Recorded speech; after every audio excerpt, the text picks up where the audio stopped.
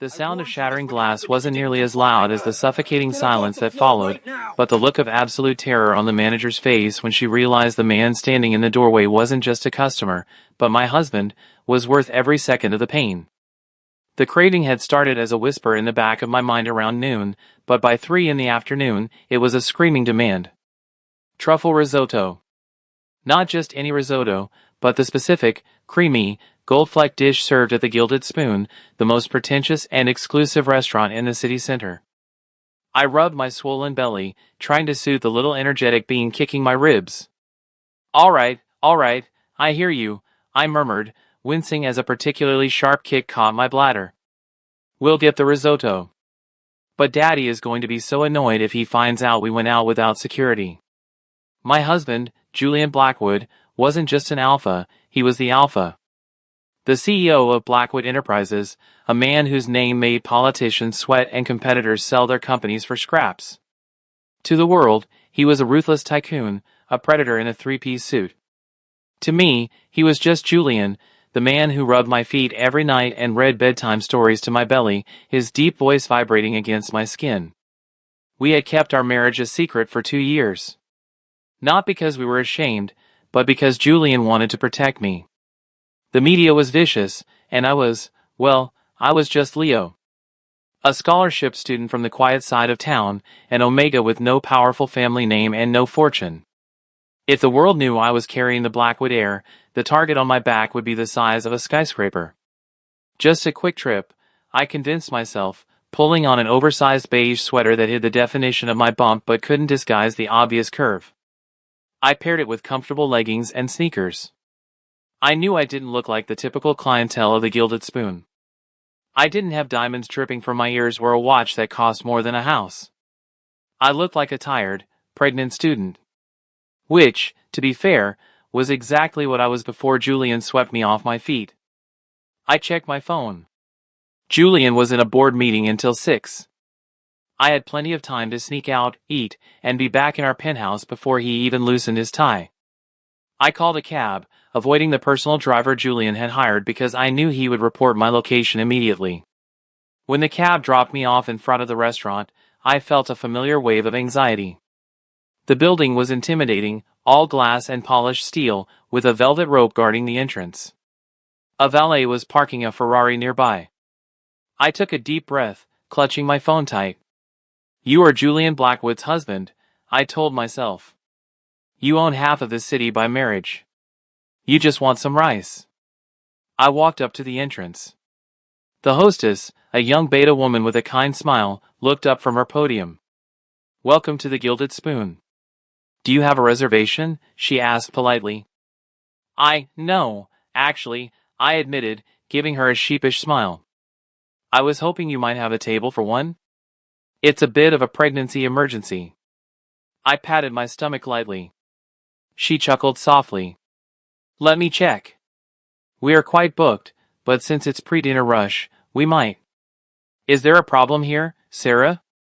The voice was sharp, icy, and instantly grated on my nerves. I looked up to see a woman approaching. She was tall, wearing a severe black suit that looked tailored to within an inch of its life. Her blonde hair was pulled back so tight it looked painful, and her eyes, cold, calculating eyes, swept over me with immediate disdain. I recognized her. Not personally, but I recognized the type. An alpha who believed status was everything. "No problem, Ms. Vance," Sarah said quickly, her posture stiffening. "This gentleman was just asking for a table." I was checking the. "We're fully booked," Ms. Vance interrupted, not even looking at Sarah. Her gaze was fixed on my sneakers. She curled her lip as if she smelled something rotting. "Completely full. 4 months." "Oh," I said, my heart sinking. The baby kicked again, disappointed. "I understand. Is there any way I could order takeout? I really just need the truffle risotto." Ms. Vance laughed. It wasn't a happy sound, it was a bark of incredulity. "Takeout? This is a Michelin star establishment, not a drive-thru. We do not do takeout." She took a step closer, invading my personal space. Her pheromones hit me, burnt sugar and something chemically sharp. It was an aggressive scent, designed to intimidate. And frankly, we have a dress code. Sweatpants and, whatever those are, she gestured vaguely at my comfortable shoes, are strictly prohibited. I felt my face heat up. These are designer, I mumbled, though I knew it didn't matter. Look, I'm willing to pay extra. I'm just really hungry, and I don't care if you're starving, she snapped. We don't serve your kind here. I blinked, confused. My kind? Omegas who think they can waltz into high society establishments looking like beggars, hoping to snag a wealthy alpha, she sneered, her voice raising enough that people in the lobby started to turn and look. I know your game. You get pregnant by some lowlife, then you come to places like this to trap a rich man into paying for your mistake. It's pathetic. The accusation was so wild, so far from the truth, that I almost laughed. Excuse me? I'm married. My husband is probably flipping burgers somewhere, wondering where you are. She cut me off. Leave. Now. Before I call security to drag you out. My protective instincts flared. I placed a hand over my belly, stepping back. There is no need for that. I'm leaving. I turned to go, humiliation burning my cheeks. I just wanted to get out of there. I wanted to go home, curl up in Julian's nest, and forget this happened. But as I turned, my clumsy foot caught on the edge of the thick welcome mat. I stumbled. It wasn't a bad fall. I caught myself on a nearby waiter's tray station, but in the process, my elbow knocked over a pitcher of ice water resting there. Splash. The freezing water didn't hit the floor. It hit Ms. Vance. It soaked the front of her pristine black suit. The entire lobby went silent. The diners near the entrance stopped chewing. The music seemed to stop. Ms. Vance looked down at her wet blouse, then up at me. Her face turned a violent shade of red. You clumsy, useless little rat, she shrieked. I'm so sorry. I gasped, reaching for a napkin from the station. I tripped. I didn't mean to. She slapped my hand away hard. Don't touch me. You did that on purpose. I didn't. It was an accident. Security, she screamed. Get this trash out of my restaurant. And make him pay for the cleaning bill. This suit cost more than his entire life. 2 large alpha security guards appeared from the shadows. They didn't look like the professional, highly trained security Julian employed. These men looked like bouncers, rough and eager for a fight. One of them grabbed my arm. His grip was tight, bruising. Hey! Let go! I cried out, panic rising in my chest. You're hurting me. You heard the lady, the guard grunted, dragging me toward the door. Wait! Please! I struggled, trying to keep my footing so I wouldn't fall on my stomach. I'm pregnant. Be careful. You should have thought about that before you assaulted the manager, the guard sneered. They dragged me out onto the sidewalk. It had started to rain, a miserable drizzle that matched my mood. The guard shoved me, and I stumbled, falling onto my hands and knees on the wet pavement. My palms scraped against the concrete, stinging sharply. And stay out, the guard barked, dusting his hands off before retreating back inside. I knelt there for a moment, stunned. The cold rain soaked through my sweater immediately. My knees were throbbing, my hands were bleeding slightly, and I was crying. Not from pain, but from the sheer, crushing humiliation. I was Julian Blackwood's husband. I had millions of dollars in a joint bank account. And I had just been thrown out of a restaurant like a stray dog. I struggled to stand up, wiping the tears from my face. I needed to call Julian. No, I couldn't call him. He would burn the city down. I needed to just go home. But as I reached for my phone in my pocket, I realized it was gone. It must have fallen out when they dragged me or when I fell. I looked back at the glass doors. My phone was lying on the carpet inside, right near the hostess stand. I couldn't leave it. It had pictures of the baby scans. It had Julian's private number. I took a shaky breath, smoothed down my wet sweater, and walked back to the door. I pushed it open. I said, "Stay out." Ms. Vance was there instantly, as if she had been waiting for me to try again. She blocked my path, her arms crossed. "My phone," I said, my voice trembling. "It's on the floor. Please, just let me get my phone and I'll leave." She looked down at the phone, then back at me. A cruel smile twisted her lips. She stepped on the phone. I heard the crunch of the screen cracking under her heel. "Oops," she said, her eyes gleaming with malice. "Looks like you shouldn't have dropped it. Why are you doing this?" I whispered, feeling sick. "Because people like you need to learn their place," she hissed, leaning in close. "You think because you're pretty and pregnant, the world owes you something? You're nothing. You're dirt. Now get out before I have the boys throw you into the street for real this time."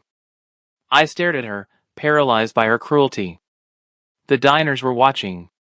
Some were filming with their phones. Snickering. Whispering. "Look at him," I heard a woman at a nearby table say. "So trashy. Probably doesn't even know who the father is." "Disgusting," her partner agreed. I felt small. Tiny. I wished the ground would open up and swallow me whole. I turned around, defeated, ready to walk into the rain and walk the 5 miles home if I had to. But the revolving doors at the entrance suddenly stopped moving. A black sleek limousine had pulled up to the curb, right in the no parking zone. The driver's door opened, and a uniformed chauffeur stepped out, opening an umbrella. But he didn't open the back door. The back door flew open from the inside with force. A man stepped out. He was tall, over 6'3", with broad shoulders that strained the fabric of his charcoal gray suit. His hair was dark, slicked back but slightly messy from the wind. He didn't look at the valet who rushed to offer him a ticket. He didn't look at the rain. He looked straight at me. Even through the glass, even from 20 feet away, the force of his aura hit me like a physical blow. It wasn't the aggressive, chemical scent of Ms. Vance. It was the scent of a storm, ozone, cedarwood, and sheer, terrifying power. It was Julian. And he looked murderous. He must have tracked my phone. He must have seen that I was stationary here. Or maybe he just felt it through our bond, the spike of my distress. Ms. Vance, noticing my stare, turned around to see what I was looking at. Her eyes widened. Every person in the restaurant who knew anything about power or money froze. Forks hovered halfway to mouths. The whispers died instantly. Julian Blackwood strode toward the entrance. He didn't walk, he prowled. The security guard who had shoved me stepped in his way, foolishly trying to do his job. "Sir, you can't park." Julian didn't even slow down. He simply looked at the man. I couldn't hear what he said through the glass, but I saw the guard's face drain of all color. The man stepped back so fast he nearly tripped over his own feet, bowing his head in submission. Julian pushed through the doors. The air in the lobby instantly became heavy, charged with the pheromones of a furious dominant alpha. He didn't look at the staff. He walked straight to me. His eyes scanned me instantly, taking in my wet hair, the dirt on my knees, the scrape on my hands, and the tears in my eyes. His expression, usually so composed, fractured into something raw and terrifying. "Leo," he breathed, his voice low and vibrating with suppressed rage. He reached out, his large, warm hands cupping my face, wiping away a raindrop. "Are you hurt? Is the baby okay?" I'm okay," I stammered, leaning into his touch, my legs suddenly weak with relief. I fell." "You fell?" Julian repeated. He looked at my scraped palms. Then he looked at the wet pavement outside. Then he looked at the managers and the security guards. He slowly turned his head to face Ms. Vance. Ms. Vance was trembling. She wasn't stupid. She knew exactly who Julian Blackwood was. Everyone knew. He owned the building this restaurant was in. He owned the bank that held their loans. Mr. Blackwood, she stuttered, her previous arrogance evaporating like mist. She tried to smile, but it looked like a grimace. "What an honor. We didn't know you were coming." we would have prepared the private room. Julian ignored her greeting. He didn't release me. He kept one arm firmly wrapped around my waist, pulling me into his side, claiming me, protecting me. Why is my husband wet? Julian asked. His voice was quiet. Deadly quiet. It was the kind of voice that made you want to hide under a table. Ms. Vance blinked, confused. She looked around, as if searching for Julian's husband. Then her eyes landed back on me. Her jaw dropped. Husband? I asked you a question, Julian said, his voice dropping an octave, a growl rumbling in his chest that I could feel against my ribs. Why is my pregnant husband standing here, shivering, with bleeding hands, while you stand there dry and comfortable? The silence in the room was absolute. You could hear a pin drop. I didn't know, Ms. Vance whispered, her face pale. He didn't say, he looked. He looked like what? Julian challenged, stepping closer to her. The sheer pressure of his presence made her take a stumbling step back. He looked like someone you could bully? Someone you could abuse because you thought he had no one to defend him? Sir, he caused a disturbance, she tried to defend herself, desperation creeping into her voice. He spilled water on me. Look at my suit. Julian glanced at the water stain on her suit. Then he looked at me. Did you spill water on her, Leo? It was an accident, I whispered. I tripped when they were kicking me out. Kicking you out, Julian repeated the words as if tasting them. They tasted like poison to him. He looked at the phone on the floor, the one Ms. Vance had stepped on. He recognized the case. It was a custom one he had given me. He walked over to it, the sound of his expensive Italian leather shoes echoing in the silent lobby. He picked up the smashed device. He looked at Ms. Vance. You stepped on this? It was an accident, she lied. Julian didn't answer. He simply dropped the phone back onto the floor. Who touched him? Julian asked, turning to the room at large. I want to know who put their hands on my husband. Now. The security guard who had shoved me was trying to melt into the wall. Julian's eyes snapped to him. The predator had found its prey. You, Julian said. It wasn't a question. The guard started to shake. I was just following orders, Mr. Blackwood. Ms. Vance told me to remove him. Did she tell you to push a pregnant man onto the concrete? Julian asked, walking slowly toward the guard. I didn't. Julian, I said softly, tugging on his sleeve. I could feel his rage spiking, and while a part of me, the Omega part, was reveling in my mate defending me, I didn't want him to kill someone in the lobby of an Italian restaurant. I just want to go home. Please. Julian stopped. He closed his eyes for a second, taking a deep breath, reining in the violence that was simmering under his skin. He turned back to me, his expression softening instantly. Okay, baby, he murmured, kissing my forehead. We'll go home. He took off his suit jacket, a bespoke piece worth thousands, and draped it over my shoulders. It was warm and smelled like him, instantly calming my nerves. He guided me toward the door, but before we left, he stopped and turned back to Ms. Vance. Enjoy your restaurant, Ms. Vance, Julian said coolly. Mr. Blackwood, please, let me explain, she begged, stepping forward. There is nothing to explain, Julian said. He pulled out his phone, his own phone, pristine and functional. He dialed a number and put it to his ear, his eyes never leaving hers. Edwards, he said into the phone. Yes. I'm at the Gilded Spoon. By the building. Yes, right now. And cancel their lease. Effective immediately. Ms. Vance gasped. You can't do that. And Edwards? Julian continued, ignoring her. Ensure that the manager, a Miss Vance, is blacklisted from every hospitality establishment in the city. If I see her serving so much as a coffee in this town again, I will hold you personally responsible. He hung up. He looked at Miss Vance one last time.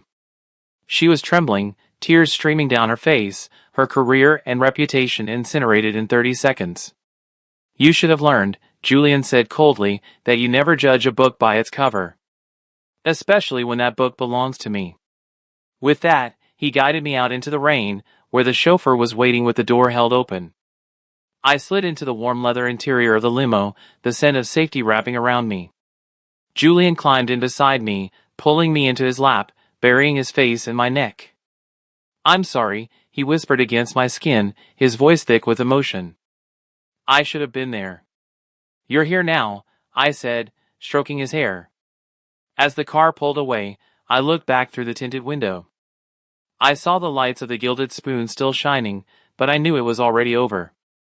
The darkness had been driven away, not by the sun, but by the fire of an alpha who would burn the world to keep me warm. And honestly, I couldn't wait to see what happened next. End of Chapter 1. Chapter 2, The Weight of Silence. The silence inside the limousine was hermetically sealed, a stark contrast to the chaotic, rain-slicked pavement we had just left behind. The outside world, the humiliating stares, the cold rain, the venomous voice of Miss Vance, felt a million miles away, locked out by bulletproof glass and reinforced steel. But inside, the air was thick, heavy with the scent of distress. My distress. And Julian's barely contained fury. I sat huddled in the corner of the plush leather seat, Julian's massive suit jacket still draped over my shoulders like a weighted blanket. It smelled of cedarwood, ozone, and the deep, rich musk that was uniquely him. Usually, that scent was my anchor, the thing that settled my stomach and slowed my racing heart. But right now, it was spiked with something sharp and metallic, the scent of an alpha who had been pushed to the edge of violence. Julian hadn't let go of me since we got in. One of his arms was wrapped securely around my waist, his large hand resting protectively over the curve of my belly, his thumb rubbing rhythmic, soothing circles against the fabric of my sweater. "Let me see your hands," he said. His voice was rough, like gravel grinding together, but the volume was low. I hesitated, feeling foolish. "It's nothing, Julian. Just a scratch." "Leo." It wasn't a request. It was a command, softened only by the look in his eyes. I slowly lifted my hands. The streetlights flashing past the tinted windows illuminated the damage. My palms were raw, the skin abraded and red, with tiny beads of blood welling up where the concrete had bitten deep. Dirt was embedded in the scrapes. They stung, a sharp, throbbing reminder of my fall. Julian hissed in a breath, a sound of pure pain. He looked at my hands as if they were a personal failure of his own making. He reached into the compartment beside him, pulling out a first aid kit and a bottle of water. "This is going to sting," he murmured. He poured the water over a clean cloth and began to gently dab at the dirt. I winced, my breath hitching. I know," he whispered, blowing softly on the wounds. "I've got you." "I'm sorry." "Why are you apologizing?" I asked, my voice cracking. "I'm the one who went out. I'm the one who tripped. I embarrassed you." Julian's hand froze. He looked up, his gray eyes locking onto mine with an intensity that made my breath catch in my throat. "Embarrass me?" he repeated, his tone incredulous. "Yes," I whispered, looking down at my knees. The manager, she was right. I don't look like I belong in your world. I look like a scholarship student in sweatpants. If people knew I was your husband, if the press saw me on the ground like that, it would ruin your image. The powerful Julian Blackwood, married to a clumsy, pregnant nobody. The air in the car shifted instantly. The temperature seemed to drop. Julian tossed the cloth aside and grabbed my chin, forcing me to look at him. His grip was firm, possessive. "Listen to me very closely, Leo," he said, his voice dropping into that deep, vibrating register that resonated in my bones. "You are not a nobody. You are my mate. You are the carrier of my air. You are the only person in this entire godforsaken city who matters to me." He leaned in closer, his nose brushing against mine, inhaling my scent, vanilla and milk, now soured by fear. He frowned, hating that he could smell my anxiety. "My image?" he scoffed. "Do you think I care about what a room full of sycophants and social climbers think? I built an empire with my bare hands so that I could give you everything. If the world doesn't think you're good enough, then I will burn the world down and build a new one that worships the ground you walk on." "But," she said. "She is a gnat," Julian growled. "A bug I have already crushed. Do not let her poison into your head." He kissed my forehead, then my nose, then my lips, a chaste, lingering kiss that tasted of promise. "The only mistake I made was keeping you hidden. I thought I was protecting you from the vultures. I thought if no one knew who you were, you would be safe." He pulled back, his eyes hardening with a new resolve. "I was wrong. My silence didn't protect you. It made you a target. It made people think you were weak. Defenseless." He went back to cleaning my hand, but his movements were more decisive now. "That ends tonight." "What do you mean?" I asked, a flutter of nervousness in my chest. "I mean," he said, bandaging my hand with expert precision, "that I am done hiding. I am done playing the Bachelor CEO. Tomorrow night is the Blackwood Charity Gala. It is the biggest event of the season. Every camera, every journalist, every rival I have will be there." He finished the bandage and kissed my palm. "And you will be there by my side. As my husband.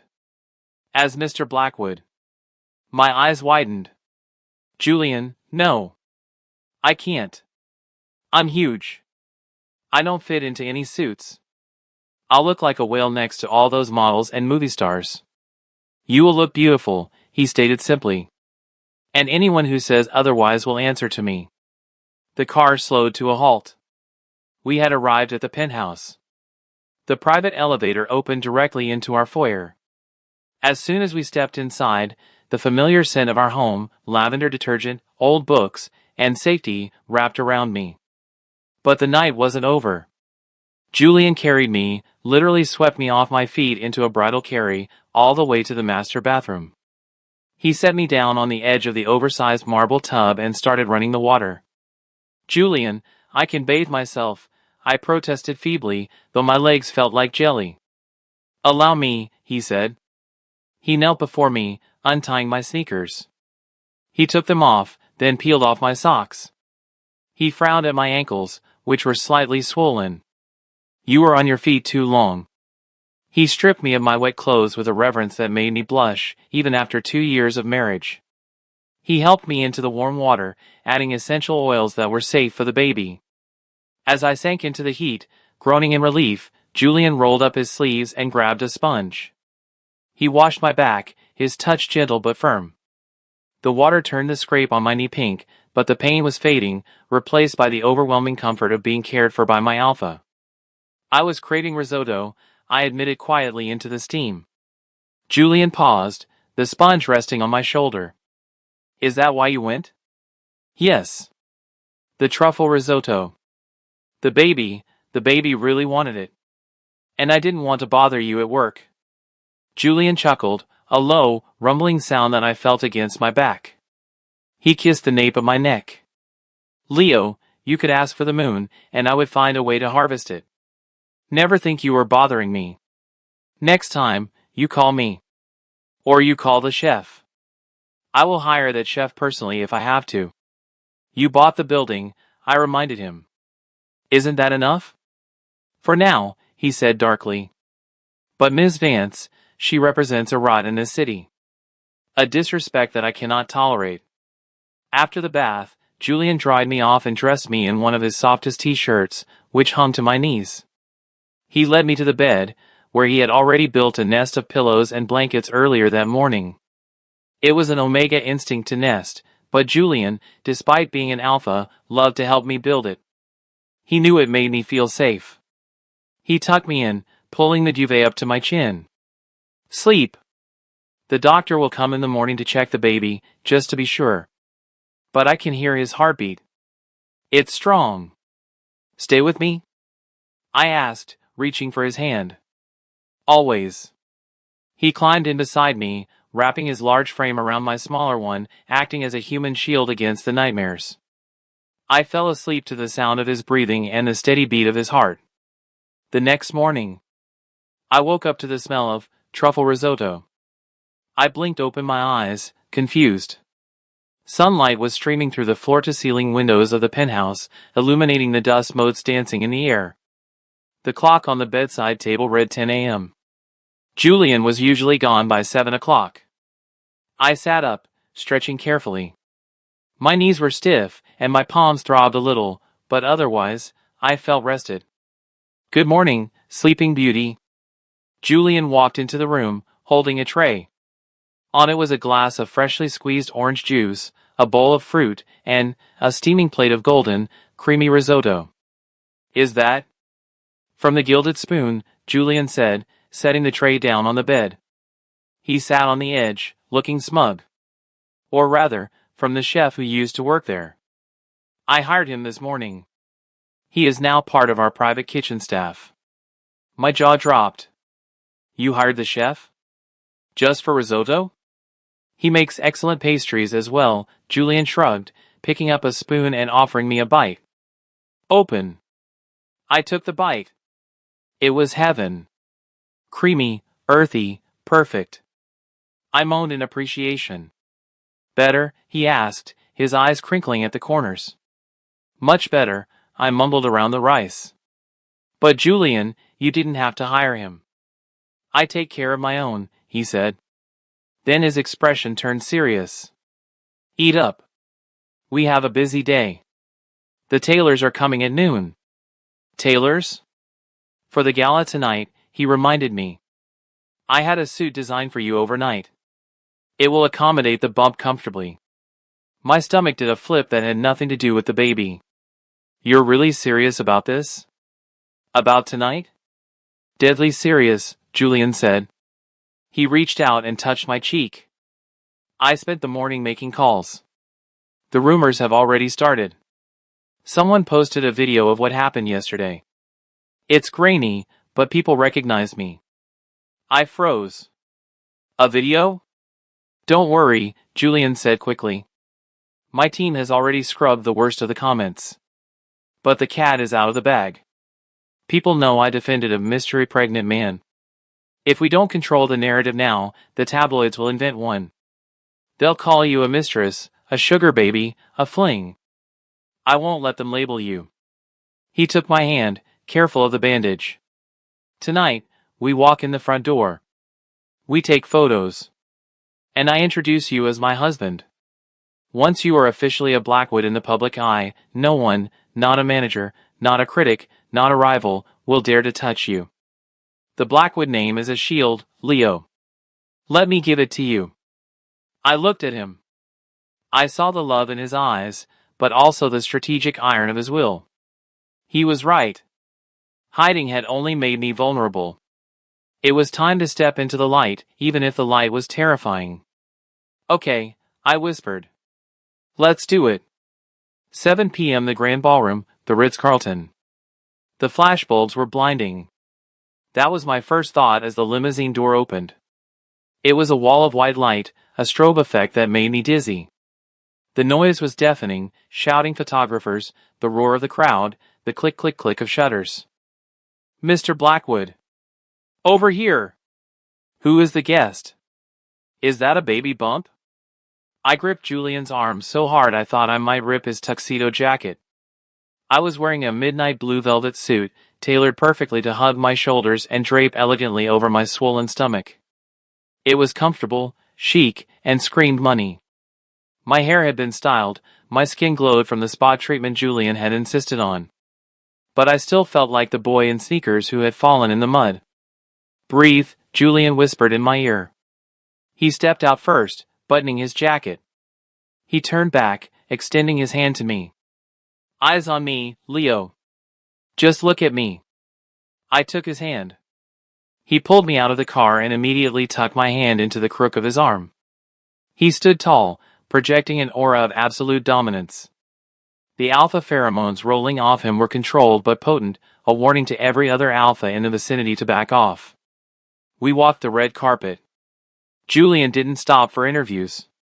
He didn't smile for the cameras. He walked with a singular purpose, guiding me through the gauntlet.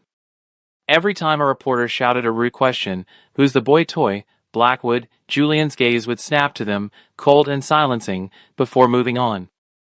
We reached the entrance of the ballroom. The noise of the outside faded, replaced by the murmur of hundreds of wealthy, influential people. Waiters circulated with champagne. A string quartet played in the corner. As we stepped inside, the room went quiet. It was the same silence as the restaurant, but on a massive scale. 500 heads turned. I felt naked. Exposed. Chin up, Julian murmured. You own this room. He led me toward the center, where the host of the gala, the mayor of the city, was standing.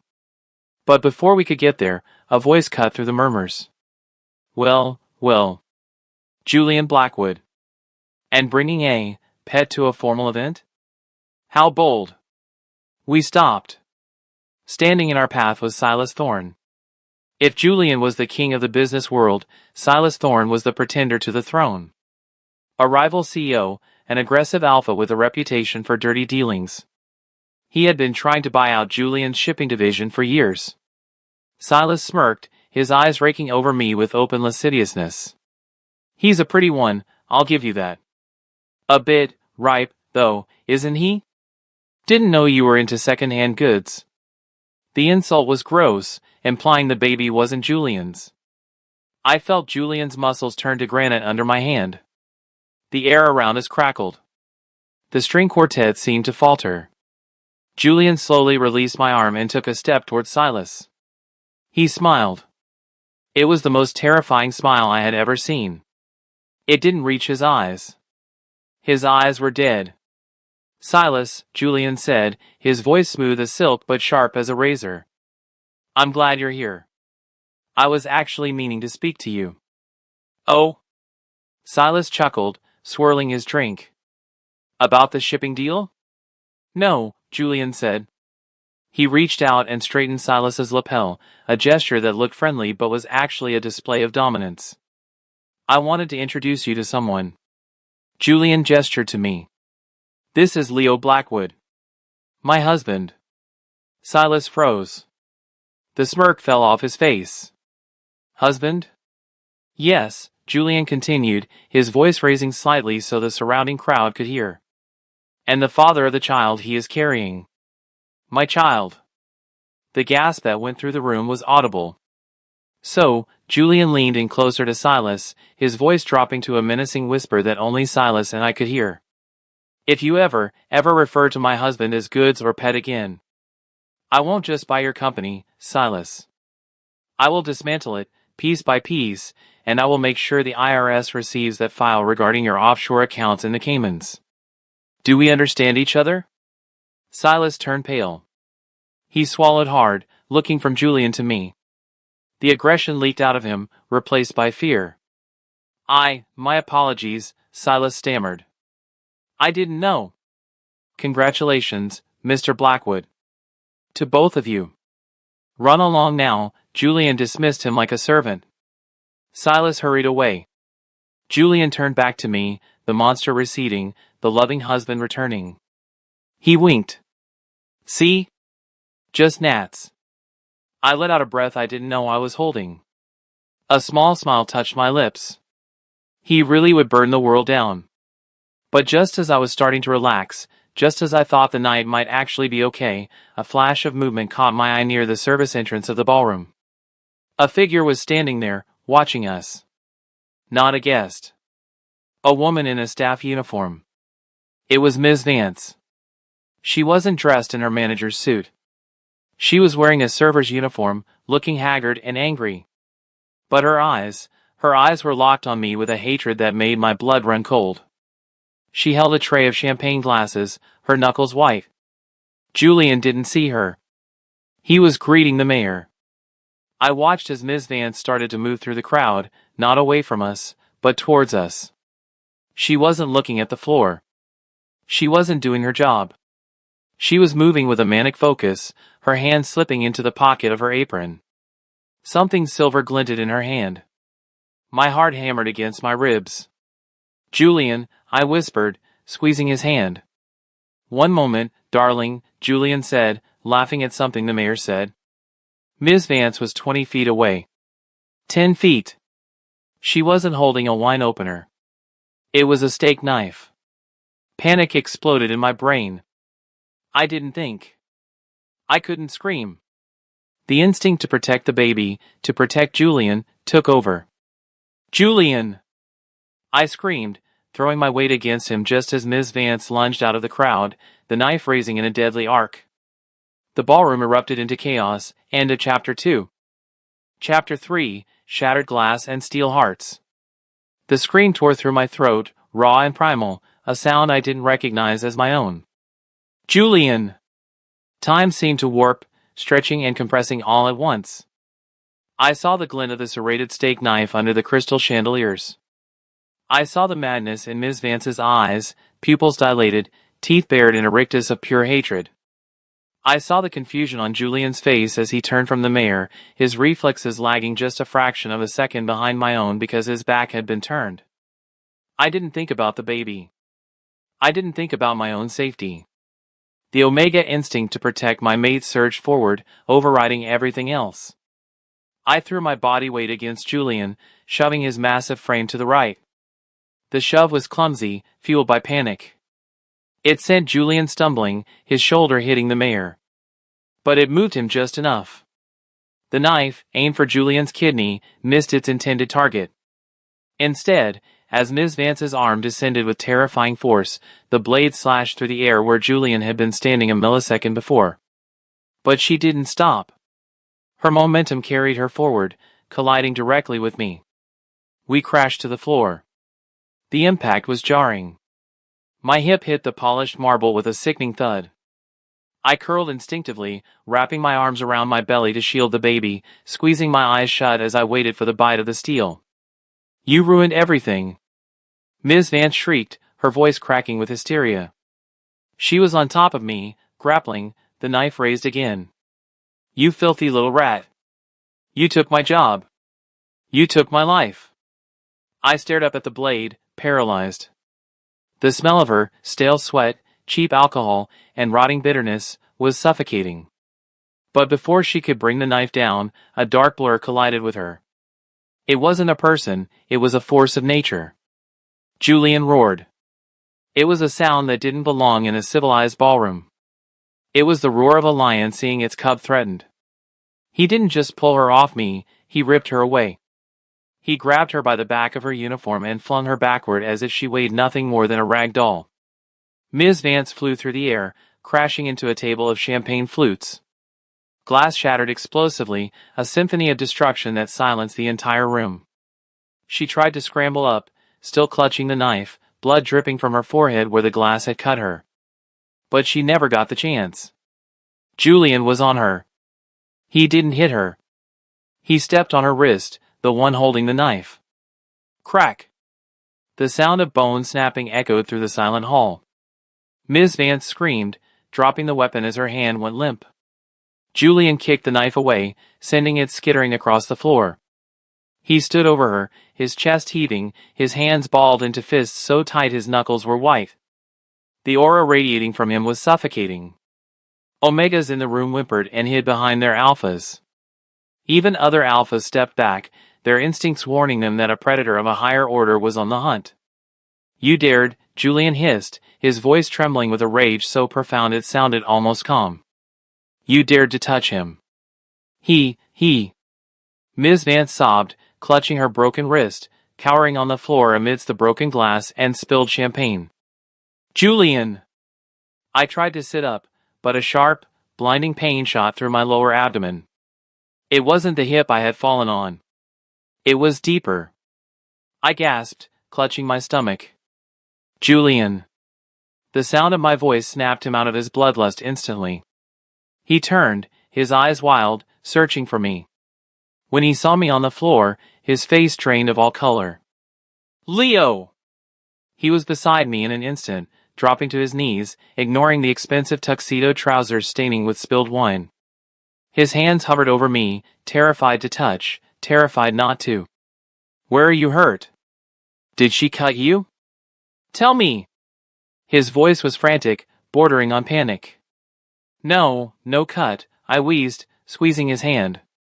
But, my stomach. It hurts. Julian, it hurts. Julian looked down. His eyes widened. There was no blood on my velvet suit. But the look of agony on my face was enough to stop his heart. Security. Julian bellowed. The command shook the walls. Clear the exit. Now. He didn't wait for a stretcher. He didn't wait for paramedics. He scooped me up into his arms, holding me tight against his chest. I buried my face in his neck, inhaling the scent of cedar and ozone, trying to ground myself against the waves of cramping pain. Stay with me, Leo, he commanded, running toward the exit. Focus on my voice. Just listen to my voice. The crowd parted like the Red Sea. No one dared to speak. No one dared to take a picture. The sight of Julian Blackwood carrying his pregnant husband, his face a mask of terrified determination, was too raw, too intimate. As we passed the security team who had finally pinned the sobbing Miss Vance to the ground, Julian didn't even look at her. But he threw a command over his shoulder to his head of security, Edwards. Don't let the police have her yet, Julian snarled. Keep her. I want to have a conversation with her once my husband is safe. The menace in those words made the security guards shiver. The limousine ride was a blur of speed and lights.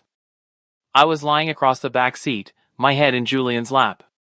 He was barking orders into his phone, mobilizing the best obstetricians in the city, demanding they be ready at St. Jude's Hospital, the wing his family funded. Hold on, baby, he whispered, stroking my hair with a trembling hand. We're almost there. Just breathe. The baby. I whispered, tears leaking from my eyes. I fell hard, Julian. If I lost him because of some stupid risotto. Stop it, he said fiercely. This is not about risotto. This is about a deranged woman. This is not your fault. And we are not losing him. Do you hear me? You are a Blackwood. You are strong. He is strong. But I could feel his fear. It was leaking through the bond, a cold, oily dread that coated my insides. Julian Blackwood could buy buildings, destroy companies, and break bones. But he couldn't fight biology. He couldn't fight fate. And that powerlessness was tearing him apart. The car screeched to a halt at the emergency entrance. A team of doctors and nurses was already waiting, a gurney prepped. The doors flew open. Julian carried me out and placed me gently onto the sheets. Abdominal trauma, roughly 30 weeks gestation, Julian barked the medical details he had memorized. Severe cramping. Possible placental abruption. We've got him, Mr. Blackwood, a senior doctor said, shining a light in my eyes. Let's move.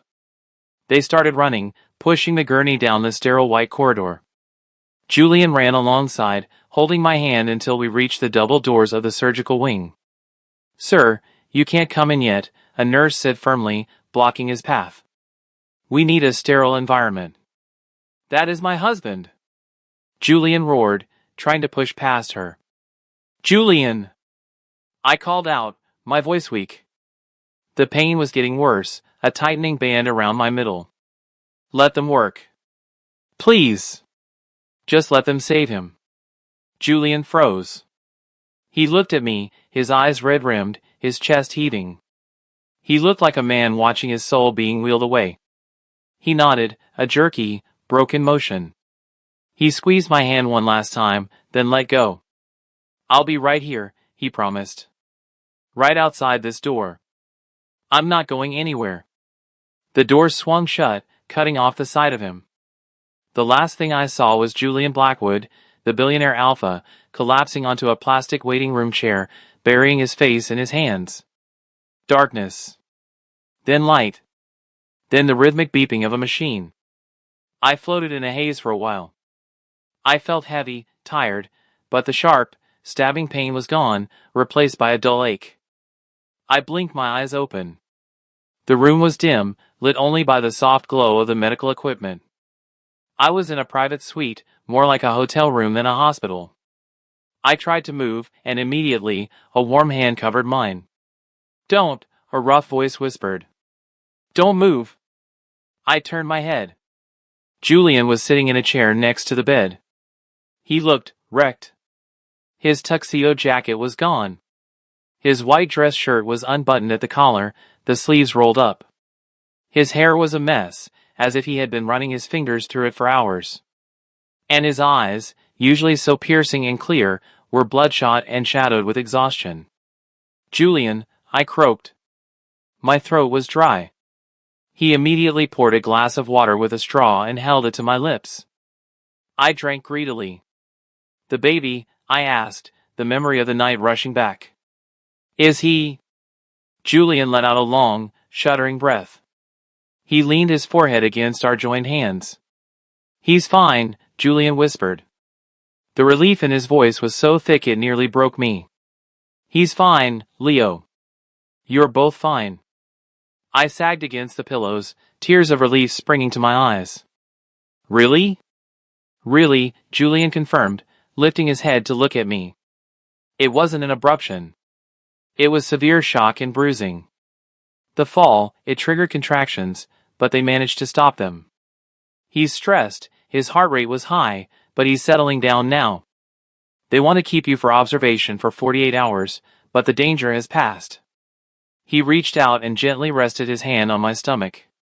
As if in response, a small, tentative kick pushed against his palm. Julian closed his eyes, a single tear escaping and tracking down his cheek. He didn't wipe it away. "I thought I lost you," he confessed, his voice barely audible. "When she lunged, when you pushed me." He opened his eyes, and suddenly, the anger was back. Not at me, but at the situation. "Why did you do that?" he demanded, his grip on my hand tightening. "Why did you push me? You should have run. You should have protected yourself." "I was protecting you," I said simply. "I am the alpha," he argued, his voice rising slightly. "I am supposed to protect you. That is my job, Leo. I am the shield. You are the heart. If the shield breaks, it can be replaced. If the heart stops, the body dies. Do you understand? I cannot exist without you." "And I can't exist without you," I countered, reaching up to touch his stubbled cheek. "You think I could just stand there and watch you get stabbed? You think I could raise this baby alone? I would rather take 1,000 knives than watch you fall again," he said intensely. He kissed my palm, his lips pressing hard against the skin. "I failed you tonight. I let my guard down. I let a threat get too close." "You didn't fail," I soothed him. "You caught her. You saved us." "She will never touch anyone again," Julian said darkly. The temperature in the room dropped. "I made a few calls while you were sleeping." I hesitated. "Julian, what did you do?" "She is in police custody," he said, his face closing off. "She is being charged with 2 counts of attempted murder. My lawyers are ensuring that bail is denied. She will spend the rest of her miserable life in a cell." "That's good," I whispered. "And," Julian continued, "I have realized that my approach was flawed. I thought hiding you kept you safe. Then I thought showing you off would keep you safe. But the truth is, the world is too unpredictable." He stood up and walked to the window, looking out at the city lights below. "I'm hiring a permanent detail for you," he said. 4 guards. Round the clock. Ex-military. They will shadow you everywhere. Even to the bathroom if they have to stand outside the door." "Julian, that's too much." "It is not enough," he spun around, his eyes blazing. "You almost died tonight, Leo. Because of the disgruntled employee. What happens when my actual enemies find out you are my weakness?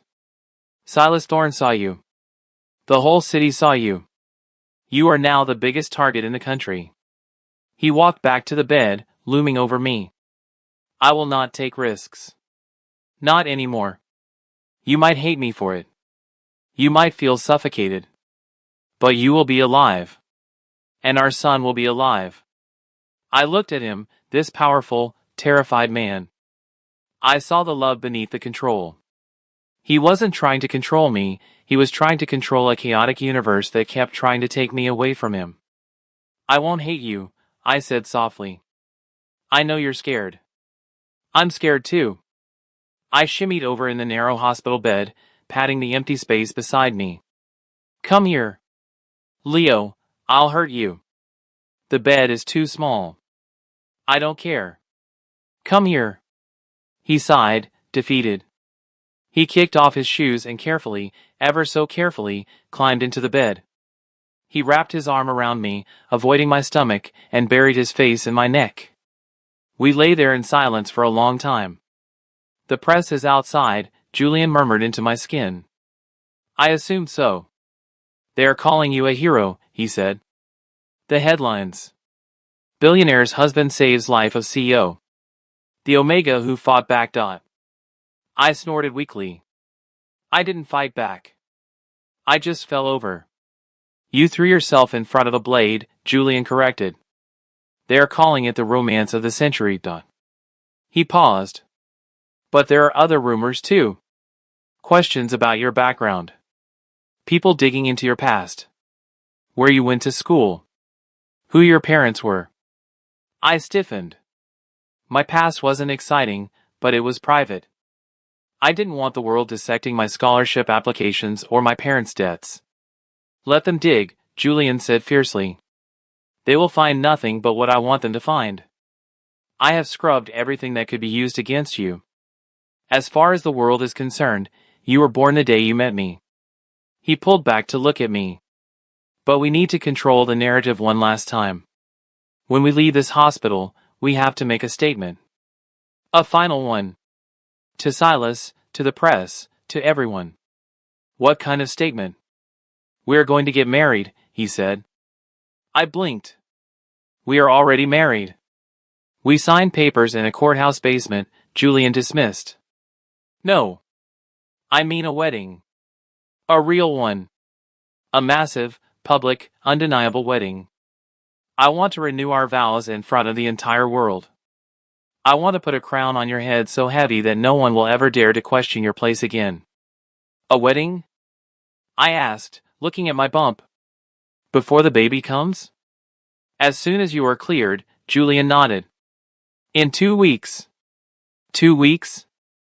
That's impossible to plan. I am Julian Blackwood, he said with a rare, genuine smirk returning to his face. Impossible is just a budget issue. He kissed me then, deep and possessive. Rest now, my brave lion, he whispered. Because when you wake up, we are going to war with the tabloids. And we are going to win. I closed my eyes, feeling safe in his arms. The nightmare of the restaurant and the gala felt like a distant memory.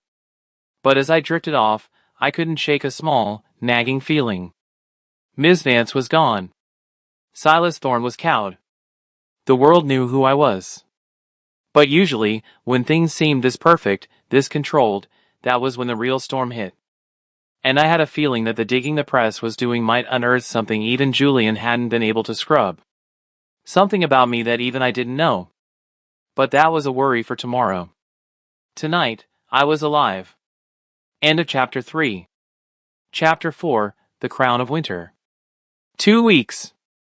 14 days. 336 hours.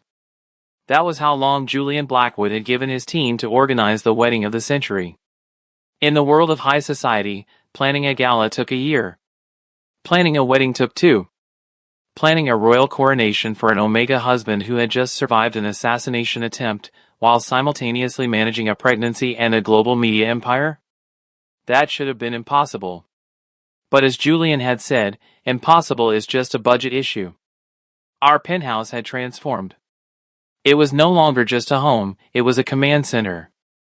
The dining room table was buried under swatches of silk, velvet, and lace. Florists, caterers, and security experts moved in and out of the service elevator in a silent, terrified stream, vetted by the 4 ex-military guards who now shadowed my every move. Team Alpha, Julian called them. I just called them the Shadows. They were nice enough, but having a 6'4" man named Tank stand outside the bathroom door while I peed took some getting used to. I stood in front of the floor-to-ceiling mirror in the master bedroom. The tailors had just left. I looked at my reflection. The suit was breathtaking. It wasn't a traditional tuxedo. It was a long coat made of ivory silk, embroidered with silver threads that looked like frost patterns on a window. It was structured to frame my shoulders but flowed loosely over my stomach, accentuating the bump rather than hiding it. I looked like a prince from a winter fairy tale. "You look," a deep voice rumbled from the doorway, "like something I dreamed up." I turned. Julian was leaning against the doorframe. He looked exhausted. He hadn't slept more than 4 hours a night since the attack, but his eyes were burning with that familiar intensity. "It's a bit much, isn't it?" I asked, smoothing the silk. "Ivory and silver? I feel like a walking chandelier." Julian walked over, entering my personal space. He wrapped his arms around me from behind, his hands resting on my stomach over the expensive fabric. He rested his chin on my shoulder, looking at our reflection in the mirror. "You are the light of my life, Leo," he whispered, inhaling my scent. "Why shouldn't you look like it?" "Are you sure about this, Julian?"